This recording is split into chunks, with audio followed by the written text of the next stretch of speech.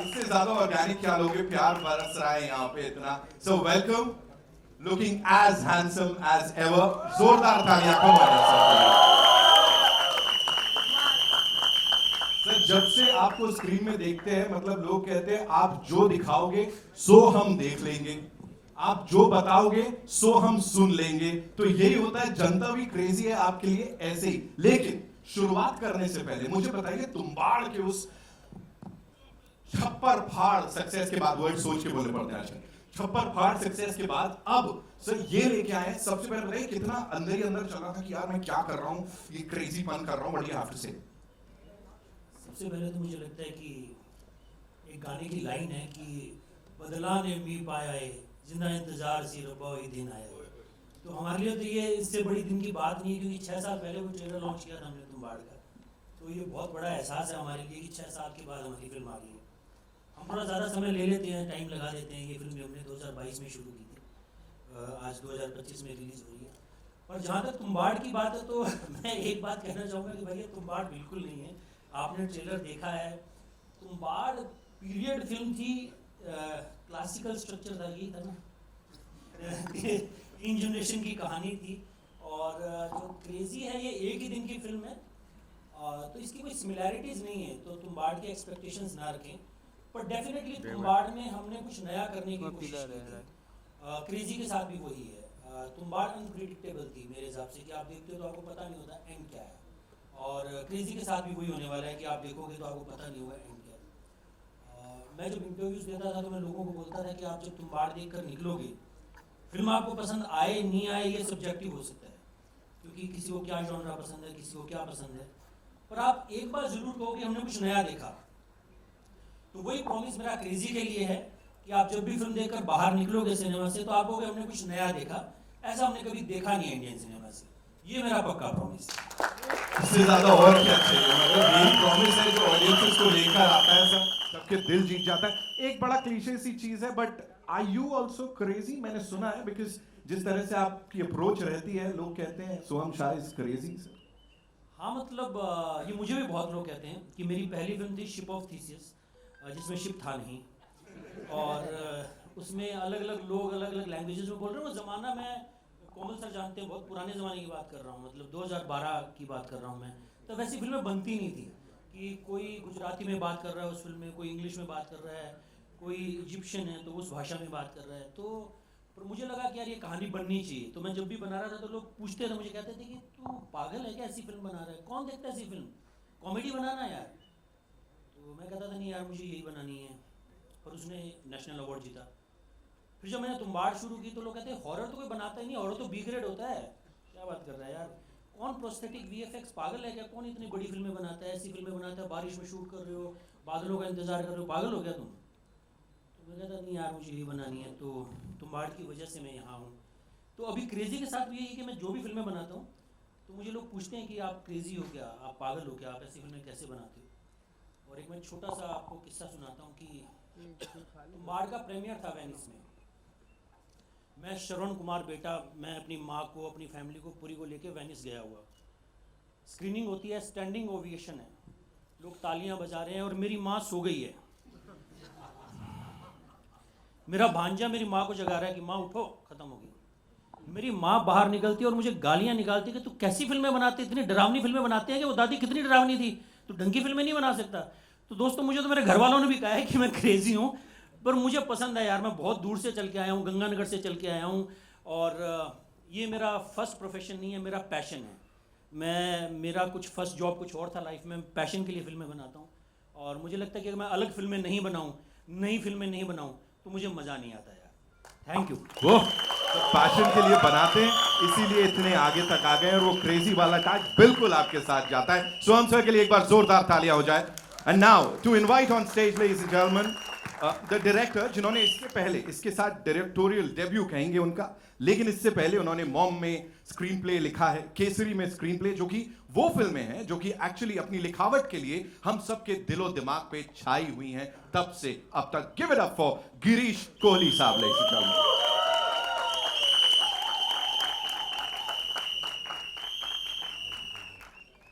Welcome sir. Girish तो मुझसे भी ज़्यादा क्रेजी हैं, क्योंकि मैंने तो क्रेजी फिल्में बनाई हैं। इन्होंने क्रेजी नाम वाली फिल्म लिखी और डायरेक्ट की है, तो ये मुझसे भी ज़्यादा क्रेजी है। इन्होंने ऐसा सोचा, मतलब जबकि ऐसी फिल्म लिखना बहुत टफ है। ये फिल्म आप देखोगे तो आपको पता लगेगा कि ऐसी फिल्म के बारे में कोई क्रिएटिव आदमी सोचता है तो सबसे पहले सोचता है कि इसको कोई बनाएगा कैसे, ये फिल्म बनेगी कैसे। और इनका ट्रस्ट था, इन्होंने वो फिल्म लिखी और वो फिल्म बनाई। Thank you Girish. Thank you for having faith in that script. अरे So please बताएं, how did it all start? कहाँ से शुरुआत हुई और ये इस जेंटलमैन के साथ ये कैसे क्रेजी पना इस लेवल तक पहुंच गया? बहुत सिंपल ही थी। अच्छी थ्रिलर्स देखने का मन करता है हमेशा, बहुत कम बनती हैं, तो सोचा मुझे ही बनानी पड़ेगी, तो इसलिए लिखी। और काफ़ी क्वर्की है उसका स्टाइल, उसका डिज़ाइन, उसका डीएनए काफ़ी क्वर्की है, काफ़ी क्रेजी है। वो तो फिल्म देखने के बाद आपको और पता चलेगा, अभी तो कुछ भी नहीं समझ आया होगा आपको। और he was the best guy to take it to, I feel. It was always on the script on the first page. And the reason for this, you will come to know only after you watch the film. It has multiple meanings. I hope I get the opportunity to explain that after the film. And even better if I don't get that opportunity and you get the meaning by watching the film. But ये spelling mistake हमेशा से था script के first title page पे ही. And who better to take it to? यार, I mean आप इनका filmography देखो.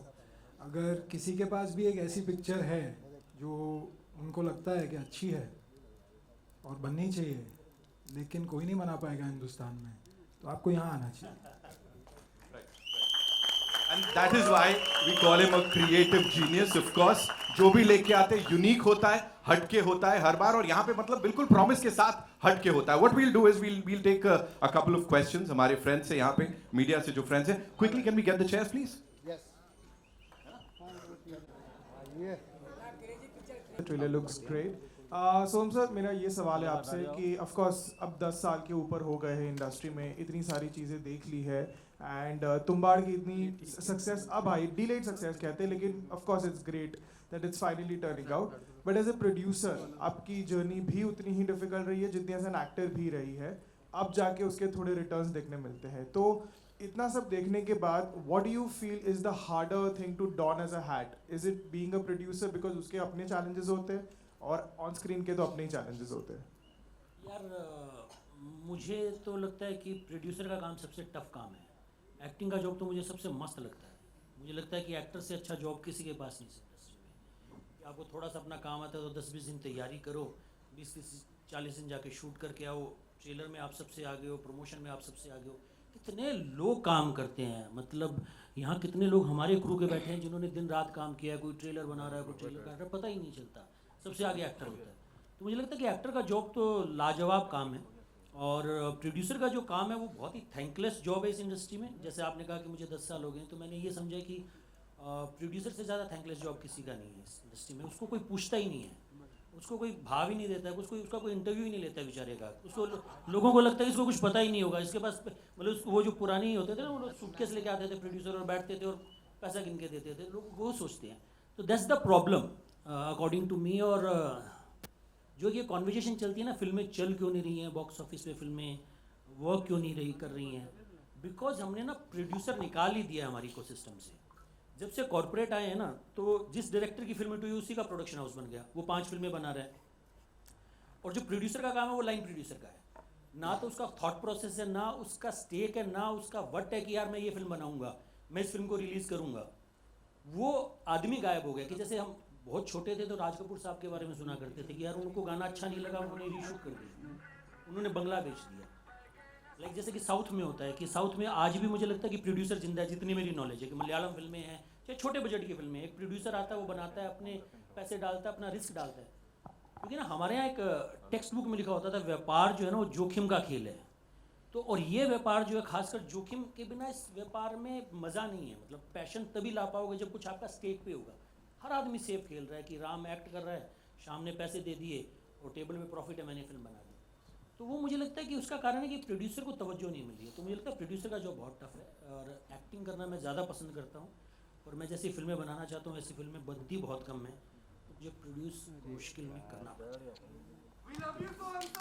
Thank you. Soham ji on your left, Soham ji on your left, Soham ji on your left, यहाँ पे लेफ्ट कहाँ है? लेफ्ट जी जी इधर, जी जी जी। यहाँ जी, यहाँ जी।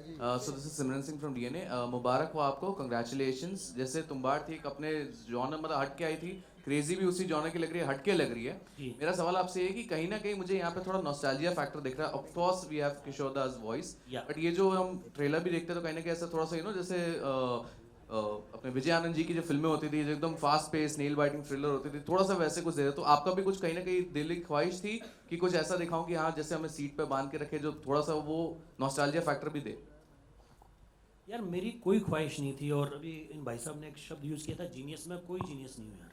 मेरा सिर्फ एक काम है कि मुझे भगवान ने शायद ये एक शिफ्ट दी है कि मैं अच्छे लोगों को पहचान लेता हूँ और उनके साथ काम करना चाहता हूँ. ये मेरी क्वालिटी है. तो मुझे ऐसा नहीं था कि मुझे थ्रिलर बनानी है या कॉमेडी बनानी है, मुझे तो अच्छे लोगों के साथ काम करना था.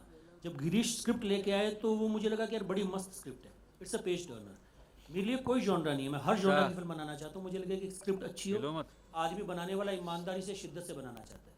तो गिरीश कोहली में मुझे वो दिखा कि ये आदमी ईमानदारी से शिद्दत से ये फिल्म बनाना चाहता है और इसकी स्क्रिप्ट बहुत अच्छी है. तो मेरा कोई रेफरेंस नहीं था कि मैं ऐसी फिल्म बनाना चाहता हूँ. मुझे हर वो स्क्रिप्ट बनानी है जो मुझे जिसमें लगता है कुछ नयापन है, कुछ अलग बात ये कह रही है, कुछ हटके कर रही है. सिर्फ मेरा इतना ही था. मेरा एक और सवाल है, जैसे तुम्बाड़ बनाने के टाइम पे आपने काफ़ी कुछ दौर पे लगा, जैसे आपने अभी राज कपूर साहब की बात की, तो आपकी जर्नी भी थोड़ी बहुत वैसी रही तुम्बाड़ को पूरा करने के लिए, बिकॉज उसकी जर्नी बहुत पुरानी थी. तो उसको रीशूट किया गया, सब कुछ किया गया. तो क्रेजी के टाइम पे भी क्या ऐसे कुछ था, because you are one of the person जो मतलब अपनी विजन को देखने के लिए you can go to any limits, तो ऐसा कुछ था? हाँ मतलब वो यही था कि हमने इसमें कोई रीशूट नहीं हुआ. हमारा जो शूट हुआ वही हुआ, एक दिन का भी उसका रीशूट नहीं हुआ. पर हम समझ रहे थे कि फिल्म हमारे लिए बहुत नई फिल्म थी, नई लैंग्वेज थी, तो फिल्म की एडिट में हमें थोड़ा टाइम लगा. तो जैसे कि मैंने आपको बताया 2022 में शूट हुई थी. पर मैं ये कोशिश करता हूँ कि जब तक मुझे मेरा प्रोडक्ट पसंद नहीं आता मैं वो बाहर नहीं निकालता. मेरी फिल्मों पे रिलीज़ डेट नहीं लिखी होती. मैं ये ट्राई करता हूँ कि मैं फॉलो कर पाऊँ मेरी ताउम्र, कि मेरे को फिल्म बनाई, मेरे को अच्छी लगी तो उसके बाद मैं फिल्म रिलीज़ करता हूँ. तो मुझे ऐसा लग रहा था कि हम लोग वहाँ पहुँचाएँ पहले फिल्म को, कि उसमें क्या क्या चीज़ें ऐड करें, क्या क्या चीज़ें एडिट में करें. तो उसमें हमें टाइम लगा. तो पर रीशूट नहीं हुई क्रेज़ी के साथ. ये मैं बहुत फॉर्चुनेट रहा कि रीशूट एक सीन भी नहीं हुआ. जो जैसी फिल्म हमने शूट की थी अगस्त 2022 में हमने शूट ख़त्म किया था अक्टूबर में, तो उसके बाद कुछ भी शूट नहीं हुआ. पर आपको मज़ा आएगा देखने में, कुछ नया मिलेगा आपको. हाय सोम, आकृति यो. कहाँ? Yo yo yo. Right left right. Hi. Som, my question is 2018 में जब तुम्बाड़ आई थी तब हमने आपका डेजिग्नेशन में भी देखा था कि you are an actor and producer as well. क्यों 7 इयर्स लग गए फिर से प्रोड्यूस करने में आपको एक मूवी? एक तो कोविड आ गया था. मुझे लगता है तो स्क्रिप्ट ढूंढना, बनाना, पैसे ख़त्म हो जाते हैं, फिर मेहनत करनी पड़ती है, कुछ और करना पड़ता है लाइफ में. तो 2018 के बाद, क्योंकि ये क्वेश्चन बहुत आम होता है कि आप लोगों को लगता है कि तुम्बाड़ आ गई उसके बाद तो हर कोई प्रोड्यूसर आपको पैसा दे देगा या हर स्टूडियो पैसा दे देगा. कोई पैसा नहीं देता. क्रेज़ी के लिए भी मैंने बहुत स्ट्रगल किया, बहुत प्रोडक्शन हाउसेस के धक्के खाए, पर वो नहीं हुई. तो गिरीश 2019 में स्क्रिप्ट लेके आए थे हमारे पास. हमने 2019 में तय कर लिया था कि हम ये फिल्म बनाएंगे. और उसके बाद एक तो कोविड आ गया, कोई और बना नहीं रहा था, तो मुझे बनानी थी, तो रिसोर्सेज थे नहीं मेरे पास. फिर मैंने कहीं से रिसोर्सेज जमा किए. तो उसमें मुझे इसलिए थोड़ा 6-7 साल लग गए. फिर हमें थोड़ा फिल्म ख़त्म करने में भी 1 साल ज़्यादा लगा. तो वो हमारा एक प्रोसेस है. और मुझे लगता है अच्छा है, देर आए दुरुस्त आए. भगवान सुन ले, मतलब हो जाए कि दुरुस्त आ जाए बस. Thank you. सोम साहब, सिराज सैयद फ्रॉम filmfestivals.com. आपके तीनों टाइटल जो हैं वो आम टाइटल्स की तरह नहीं है. सबसे पहली फिल्म का तो टाइटल ऐसा था कि गूगल करना पड़ता था कि थीसिस क्या चीज़, और शिप तो था ही नहीं उसमें. जी. दूसरा, तुम्बाड़ के बारे में भी बहुत कम लोग जानते होंगे. आम आदमी को ये पता नहीं होगा कि ये कौन सा है, कौन सी जगह है और इस जगह की ऐसी एक कहानी है. अभी आपने जो तीसरी बनाई इसका भी टाइटल जो है वो क्रेज़ी है और इसमें एक एक्स फैक्टर भी लगा हुआ है. ये एक्स रेटिंग लगता है पहले देखने में. तो टाइटल आसान होना या मुश्किल होना या छोटा होना या लंबा होना, इसके बारे में आपकी क्या राय है? सर कन्वेंशनल विजडम है. कोमल सर ज़्यादा अच्छा बता सकते हैं कि टाइटल अपीलिंग हो, ट्रेड के आदमी ये कहेंगे. पर हमारे तो जो डायरेक्टर ले आता है ना सर, हम वही टाइटल ले लेते हैं. जो वो शिप ऑफ थीसिस लाए तो हमने शिप ऑफ थीसिस ले लिया. वो तुम्बाड़ लाए तो कोई तुम्बाड़ तो अब फेमस हो गया. लोगों को प्रोनाउंस करने में प्रॉब्लम होती थी, कोई तुम्बड़ बोलता था, कुछ क्या बोलता था. पर इन्होंने तो बेचारों ने बहुत सरल टाइटल लाया है। क्रेजी तो हम रोज़मर्रा की ज़िंदगी में यूज़ करते हैं कि are you crazy, crazy promotion, crazy film, crazy festival, crazy close, crazy Instagram pics. तो मुझे लगता है इनका टाइटल तो काफ़ी सरल है। टाइटल जो है ना, एक राइटर के पर्सपेक्टिव से बताता हूँ हम कैसे सोचते हैं। आपकी पूरी कहानी का समरी होना चाहिए, हो सके तो 1 शब्द में, 2 शब्द में, 4 शब्द में, जो भी, वही कोशिश होती है। तो ये भी वही कोशिश है कि पूरी फिल्म समराइज हो जाए, फिल्म की कहानी भी, फिल्म का फ्लेवर भी, फिल्म का मज़ा भी, सब कुछ, डीएनए, सब कुछ एक वर्ड में आ जाए। मुश्किल काम है। बहुत सर, राइटिंग ही मुश्किल काम है sir. Hello, Girish sir, my question is for you, Aruna this side. 2022 से ये फिल्म बनाना शुरू किया है आपने, और अब जब रिलीज़ होने आ रही है फिल्म, तो क्या कुछ डिफ़िकल्टीज़ आप लोगों ने फेस किया है? डिफ़िकल्टीज़ कुछ नहीं थी, चैलेंजेस तो होते ही हैं फिल्म बनाने में, और कोई डिफ़िकल्टी नहीं थी, सब लर्निंग एक्सपीरियंस है। मेरी फर्स्ट फिल्म थी, स्पेशल है, थी मतलब है, पहला प्यार, पहली पिक्चर, स्पेशल ही होता है, पहला प्रोड्यूसर, तो हमेशा स्पेशल रहेगा। कोई डिफ़िकल्टी नहीं थी, मैं सच कह रहा हूँ। फर्स्ट डे हम लोग सेट पे उतरे थे, इन्होंने मुझे पूछा आपको कैसा लग रहा है, आपकी पहली पिक्चर का पहला दिन। मैं कहा पता नहीं, ऐसा लग रहा है मैं 10 फिल्में बना चुका हूँ, आइए शॉट लेते हैं। इतना ही ईजी था। और फिल्म मेकिंग जो है ना, वो एक पॉइंट के बाद एक मेला बन जाता है और उस मेले का अपना मज़ा है और अपने चैलेंजेस हैं, लेकिन डिफ़िकल्ट नहीं होता, वो तो आपके दिमाग में होता है, आपको उसको डिफ़िकल्ट समझना है। Hello. Hi, here. Hello, sir. Hello. Hello, I'm Amar from Mamarazi. Congratulations. The trailer looks very nice. So, sir, your name has been synonymous with making things which are perfect and sincere. Crazy looks like another part of it. I wanted to ask you, you were just talking about your struggles. How even at this time, you got some difficulties in making these films. When you started, what was that one thing which troubled you the most? Because when newcomers come, they are bombarded with opinions also, and you have to just look for your own way. And what will be your advice to the newcomers who are trying to come into Bollywood and make films as well as act? Thank you. मुझे लगता है यार, newcomers के लिए advice यही है कि क्या होता है कि हम बहुत डेस्परेट हो जाते हैं, बहुत ये होते हैं कि यार फटाफट जर्नी आगे बढ़े। ये वैसा काम है नहीं, it takes its own time. तो मेरी एक एडवाइस है कि भेजेगी सुनेगा तो मरेगा कर लो, तो भेजेगी मत सुन, दिल से चलता रहे, कहीं ना कहीं पहुंच जाएगा दोस्त। Hello, Girish. To ask you a question.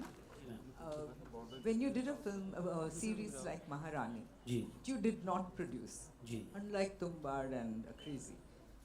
Do you feel that you're better off when you're producing your own, and you would have probably given yourself a better role or whatever? Is it better when you're producing something yourself? नहीं ma'am, मुझे तो उल्टा है, मुझे तो बहुत ज़्यादा मज़ा आता है। महारानी के सेट पे मुझे कुछ करना ही नहीं है, जाके एक्ट करना है, कोई काम ही नहीं है। यहाँ पर तो पूछना है कि यार क्या हो रहा है, सब ठीक चल रहा है ना। महारानी में जितने मैंने मज़े किए और दहाड़ में जितने मज़े किए, और उसका एक कारण ये भी था कि सुभाष कपूर सर बहुत अच्छे क्रिएटिव इंसान हैं और मुझे बहुत कुछ सीखने को मिला उनसे। जैसे मैंने रीमा के साथ काम किया, तो रीमा के साथ मुझे बहुत कुछ सीखने को मिला। तो वो सेट, तो वो सबसे ज़्यादा अच्छी एक्सपीरियंस है कि नूरे सभा में आप बैठे हो आराम से, भोपाल में शूट कर रहे हो, सुबह 10 बजे जाना है, शाम को 6 बजे आ जाना है, फिर म्यूज़िक सुनना है, अगले दिन फिर शूट पे चले जाना है, और कोई प्रेशर ही नहीं है। तो मुझे लगता है कि एक्टिंग के जॉब से मज़ेदार कुछ नहीं होता अगर आपको आपके हिसाब से क्रिएटिव इंसान मिल जाए, जो मुझे महारानी में मिला, जो मुझे दहाड़ में मिला। हेलो गिरीश, इधर आपके सामने, आपके नीचे इधर। गिरीश, आपने स्क्रिप्ट लेकर अप्रोच किया सोहम को, क्या ये स्क्रिप्ट लिखने के समय से ही ये तय था कि सोहम ही प्रोड्यूस करेंगे और इस किरदार को सोहम ही निभाएंगे, या आप जाने के बाद जब वो तैयार हुए प्रोड्यूस करने के लिए, तब उन्होंने अपने लिए इस किरदार को चुना? नहीं, लिखते वक्त तो कुछ तय नहीं था, लेकिन अब ये तय है कि इनसे अच्छा कोई नहीं हो सकता था।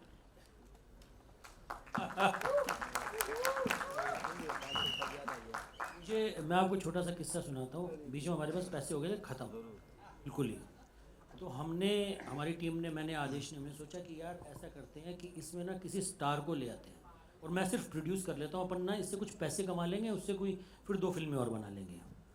तो मैंने गिरीश को कॉल किया एक दिन, मैंने कहा यार हम ना इस एक्टर के बारे में सोच रहे हैं। तो इन्होंने मुझे कहा कि मैं आपके पास स्क्रिप्ट इसलिए लेके आया था कि मुझे एज एन एक्टर आपके साथ काम करना था, एज ए प्रोड्यूसर सेकेंडरी था। तो वो मेरे लिए बहुत बड़ा कॉम्प्लीमेंट था। मैंने उसके बाद कभी उनको कॉल नहीं किया, तो मैंने वो थॉट प्रोसेस वहीं ड्रॉप कर दिया। मैंने कहा अपन ही बनाएंगे, चाहे एक साल याद है तुझे 1 साल बाद बनाए चाहे 2 साल बाद बनाए, अपन ही बनाएंगे।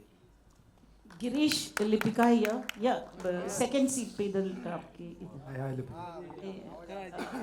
I was asking you कि you are a producer's director, and if the producer was a lavish producer,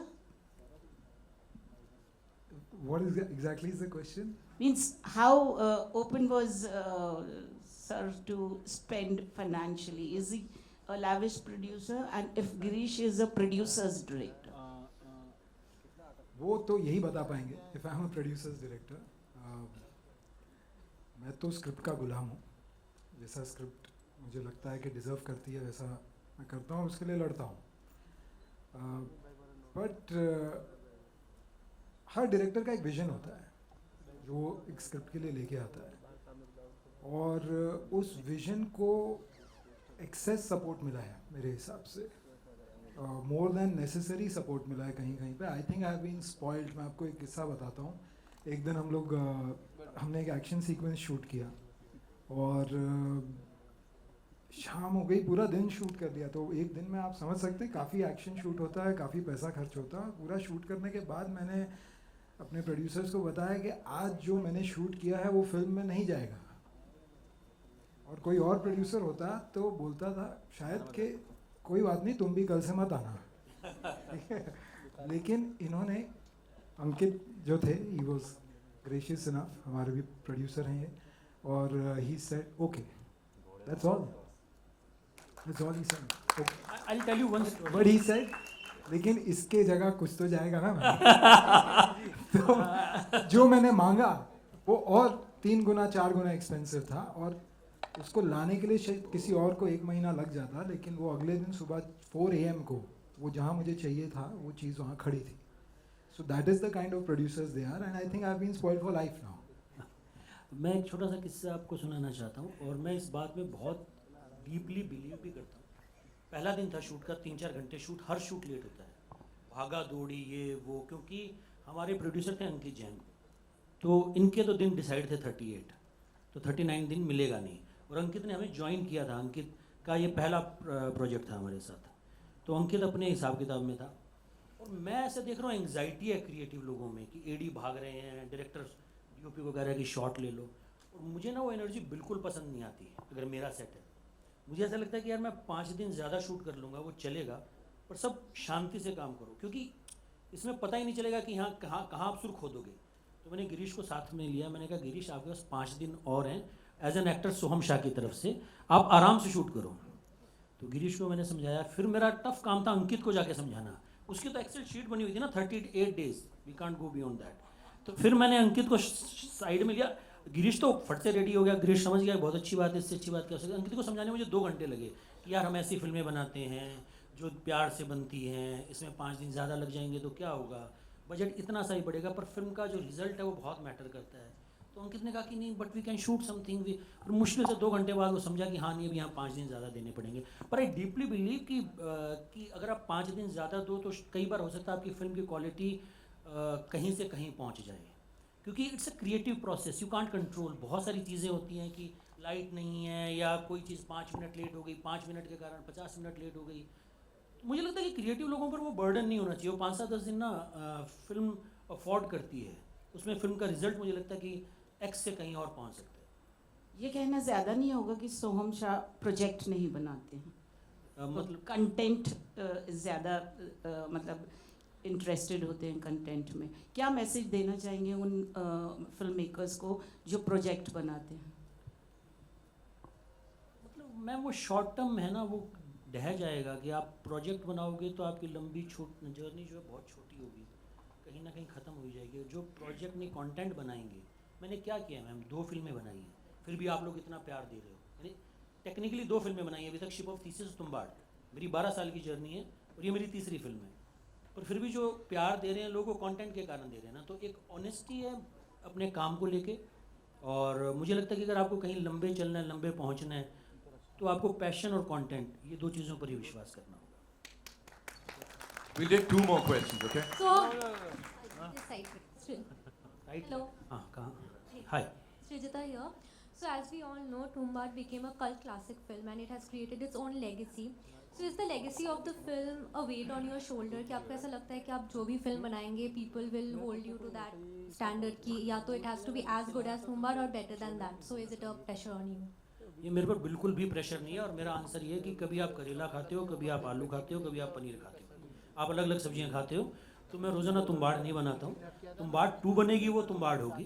crazy अलग फिल्म है, और तुम्बाड़ 2 बनाऊंगा वो भी अलग फिल्म होगी, वो तुम्बाड़ के रंग में होगी। पर मैं उस चीज़ का बिल्कुल प्रेशर नहीं लेता हूँ। अगर वो प्रेशर लेंगे तो हम ख़त्म हो जाएंगे। हमें किसी को प्रूव नहीं करना है कि तुम्बाड़ 2 की स्क्रिप्ट लिखने में हमें 6 साल लग गए। हमने जब 2018 से स्क्रिप्ट लिखना शुरू किया था, मेरे लिए एक ही पैरामीटर था कि मुझे और मेरे आसपास के लोगों को वो फिल्म पसंद आ रही है तो हम बना लेंगे। उसका जो भी रिजल्ट होगा वो हमें चलेगा। पर एक बात का मैं आपको पक्का प्रॉमिस करना चाहूँगा कि हम जो भी फिल्में बनाएंगे उसमें आपको कुछ ना कुछ नयापन, कुछ ना कुछ अलग बात ज़रूर देखने को मिलेगी। इट्स अ सब्जेक्टिव थिंग कि आपको वो पसंद आए नहीं आए। पर मुझे फॉर्मूला फिल्म या रूटीन फिल्में नहीं बनानी है, मुझे कुछ अलग फिल्म बनानी है, कुछ नया परोसना है ऑडियंस को। This is for sure. मुझे उस चीज़ का प्रेशर रहता है कि स्क्रिप्ट में नयापन कुछ है या नहीं। Okay, we'll take 1 more question. Anjulika ma'am, are you? Hello, Anjulika here from IBP Chronicles. My question is to Soham sir. Our perception as an audience and as on the side of the media, you being a quite serious person in life, okay? And I think even Girish sir comes across like that. So ये किसने कह दिया आपसे? ऐसा perception ये आरोप पहली बार लगा। आरोप नहीं, ये हमारा perception है। अगर तो उस परसेप्शन को तोड़ने के लिए कोई क्रेजी मोमेंट्स आपने शूट किए हैं while making crazy? Making crazy, हाँ, हमारे पास एक वीडियो है जहाँ हम बात कर रहे हैं कि आज कौन से एक्टर को कॉपी करना है। तो हम रोजाना सोच के जाते थे इस सीन के लिए इस एक्टर को कॉपी करना है। तो ऐसा कुछ कुछ क्रेजी हमने शूट किया है जो हम पक्का शेयर करेंगे हमारे BTS के थ्रू। जी जी, thank you so much, will be looking forward. Julika ma'am पूरी पिक्चर क्रेजी बना दी। आप कह रहे हो क्रेजी क्या हुआ? 28th Feb 2025 is when we'll get to see the movie in theaters. It's time for a quick photo op, of course. For that I'd like to invite on stage some really important people जिनके बिना ये नहीं पूरा हो पाता। हमारे producers Mukesh Shah साहब, उनके लिए एक बार जोरदार तालियां। अमिता शाह जी, आदेश प्रसाद साहब, प्लीज आइए सब लोग ऊपर आइए आइए। And of course our co-producer साहब जिनकी इतनी बातें हो गई, अंकित जैन साहब, उनके लिए जोरदार तालियां। And of course as I said, बहुत बहुत इंपॉर्टेंट लोग हैं जिन्होंने इस फिल्म को सपोर्ट दिया, अपना प्यार दिया है। ऐसे में AA फिल्म से अनिल थडानी साहब को मैं बुलाना चाहूंगा मंच पे, एंड साथ में doctor Yogesh Lakhani. Of course outdoor की बात हो, ब्राइट आउटडोर का नाम ना आए, ऐसा हो नहीं सकता। सो डॉक्टर लखानी प्लीज आइए।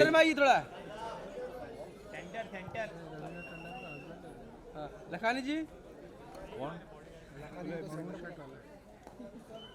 चल कोहली साहब ने दाढ़ी वाला कौन है? नहीं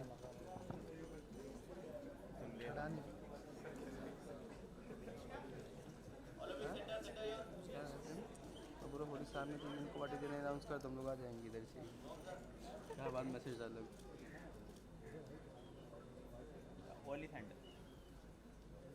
Thank you so much ma'am.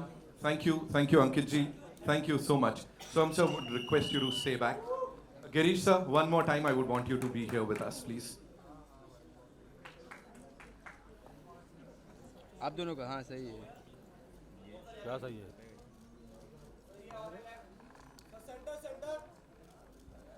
Centre इनके बोलना जरूरी था। Thank you so much. Soham sir, एक सोलो